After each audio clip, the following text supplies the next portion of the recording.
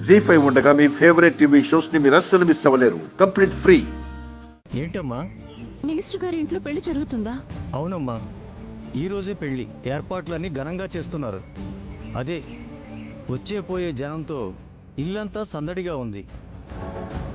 అర్జీలు ఇద్దామని వెళ్ళిన వాళ్ళని లోపలికి రానివ్వడం లేదు. అందుకే ఇంటికి వెళ్ళిపోతున్నాం. నా కూతురి పెళ్లి ఆగలేదా? అంటే నేను రాసిన లెటర్ని రూప చదవలేదన్నమాట. రూప లెటర్ని చదువుంటే ఈ పెళ్లి ఖచ్చితంగా ఆగిపోయి ఉండేది. నా కూతురి పెళ్లి ఎట్టి పరిస్థితుల్లోనూ ఆ విజయాంబిక కొడుకుతో జరగడానికి వీల్లేదు. ఏదో ఒకటి చెయ్యాలి. ఉప్మా రవ్వ టిఫిన్లు కావాలి.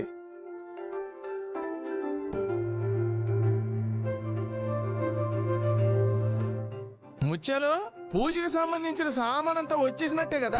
వచ్చేసాయ్యా. ఇంకేటి కావాలి? బెల్లం కావాలి.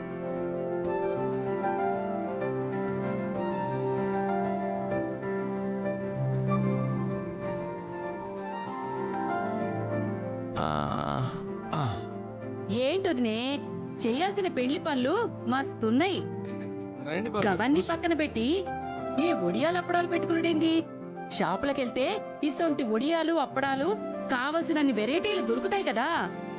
దొరుకుతాయి వదినా, కాదని ఎవరన్నారు? కానీ పెళ్లి భోజనాల్లో 4 రకాలైన మా చేతి వంటలే వడ్డించాలి. అది మా ఆచారం. గట్లనా? మంచిగానే ఉంది మీ ఆచారం. మన చేతి వంటలు మంది మెచ్చుకుంటే దిల్ ఖుషి అవుతారులే. ఈ వడియాలే కాదు మావయ్య, మా అమ్మ అట్లు, బొబ్బట్లు, పూర్ణాలు, గారెలు మంచి టేస్ట్ గా చేస్తుంది. ఒక్కసారి కనుక మీరు టేస్ట్ చేశారంటే మళ్ళీ మళ్ళీ కావాలంటారు. మావయ్య, షామియానా సెటప్ ఎవరికి చెప్పారు? పరమేష్ కి చెప్పానుగా. అల్లుడు, ఆ మినరల్ వాటర్కి చెప్పడం మర్చిపోమాక. ఆల్రెడీ 60 క్యాన్లు పంపమని ఇక ప్లాటోనికి చెప్పిన మావయ్య. మంచి పని చేసేవాళ్ళుడు. రాజు, రాజు అన్నయ్య లేడు, అడిగిపోయిండు. ఈ రోజు అమ్మాయి ఊరి పెళ్లి కదా రేణుకా, పెద్దయ్య ఊరింటికి వెళ్ళాడు. ఈరోజు అమ్మాయి గారు దీపక్ల పెళ్లి కదా, రాజు అక్కడ ఉండు సేఫ్ కాదు. గా పెళ్లి ఎట్లా ఆపాలనా అని చూస్తాడు. నా గ్రహచారం బాలేక గా పెళ్లి ఆగిందంటే నా నెత్తి మీద బండబడ్డట్టే. ఎట్లయినా సరే రాజుని ఇక్కడికి రప్పించాలి. ఇగో అన్నా, సూత్రం బొట్లు ఆర్డర్ ఇచ్చినాం కదా, వచ్చినాయా? లేదమ్మా, 10 గంటలకు ఇస్తానన్నాడు. నేను వెళ్ళి అట్టుకొచ్చేస్తానులే. మీరు తెచ్చుడేంది మావయ్య? రాజుకి ఫోన్ చేసి రమ్మని చెప్పరాదు, ఇద్దరం పోయి తీసుకొస్తాం. ఈ మాత్రానికి ఆడేందుకమ్మా, మన ఇద్దరం వెళ్ళి అట్టుకొచ్చేద్దాం. ఇంకట్లా నడవదు మామ. మంగళసూత్రం కాబోయే మొగుడు పెళ్ళాలు తీసుకురావడం మా ఆచారం. ఆచారం తప్పితే ఎట్లా? మొన్న పెళ్లి రాట వాతేటప్పుడు అది కింద పడి అపశకునం అయింది. ఎందుకని?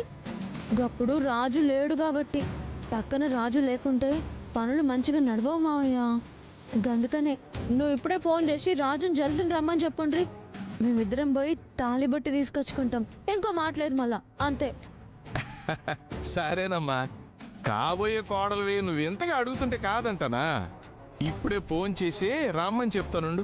రమ్మని చెప్పు మావయ్య, 10 నిమిషాల్లో గీడు ఉండాలా, గంతే. అలాగేనమ్మా, నువ్వేం టెన్షన్ పడమాక. రాజు వచ్చాక మళ్ళీ అక్కడికి పోకుండా చూసుకోవాలా. పని మీద పని చెప్తూ రాజుని ఇక్కడే లాక్ చేయాలా. జీ5 యాప్ డౌన్లోడ్ చేసి అన్ని ఎపిసోడ్స్ పూర్తి ఉచితంగా చూడండి.